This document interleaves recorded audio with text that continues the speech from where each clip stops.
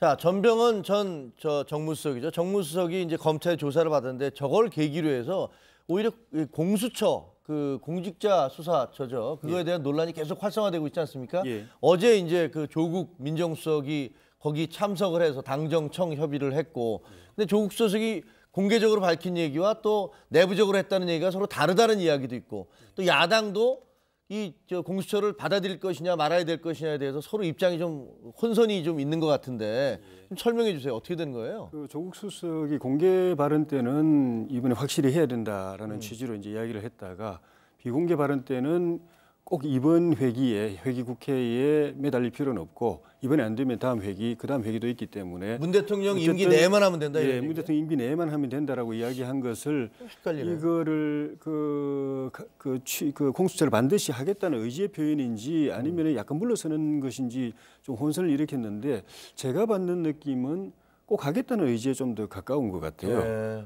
왜냐하면 그 이제 비공개 그 조 수석이 그 발언을 하기 전에 비공개 회의 때 다른 의원이 옛날에 그 사학법 노무현 정부 때 사학법 폐지를 추진했다가 굉장히 좀 큰 어려움을 당했기 때문에 이것도 무리하게 추진하면 안 된다. 또 어차피 우리가 여소야대이기 때문에 야당 동의 안 되면 어렵다라는 이야기를 듣고서 조 수석이 그 이야기를 했기 때문에 이건 약간 물러서는 뜻이다라고 해석을 했는데 제가 볼 때는 오히려 더 확실하게 하겠다. 이번에 안 되면 다음에라도 하여튼 반드시 하겠다는 뜻에 가깝고 오히려 조 수석이나 민정수석실 아니면 대통령 청와대가 고민하는 부분은 야당하고 협의하는 과정에서 야당은 홍 대표는 아예 하지 말자고 이야기하고 야당 일각에서는 하되 그 공수처장 인사권을 대통령이 아닌 야당이 갖도록 하는 공수처법을 만들자 이런 주장이 나오고 있기 때문에 그렇군요. 만약에 그런 쪽으로 논의가 흘러갈 가능성도 민심이 그런 여론이 흘러갈 가능성도 없지는 않거든요. 그래 흘러가 버리면은 괜히 이 화두를 내놨다가 오히려 손해 보는 결과가 있기 때문에 이 부분은 청와대도 아마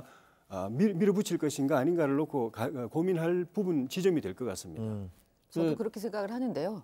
그 어제 얘기를 보면은, 그러니까 지금 청와대나 여권은 공수처 설치가 촛불혁명의 요구다라고 분명하게 얘기를 하고 있거든요. 네. 근데 이 촛불혁명에 대해서 굉장히 의미를 부여하고 있기 때문에 이 부분은 아마 물러서지 않을 거고요.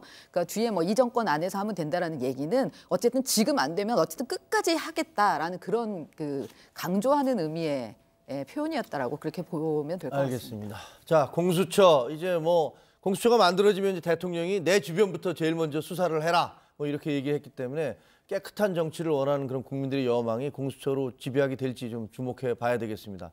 자, 거기까지 하고.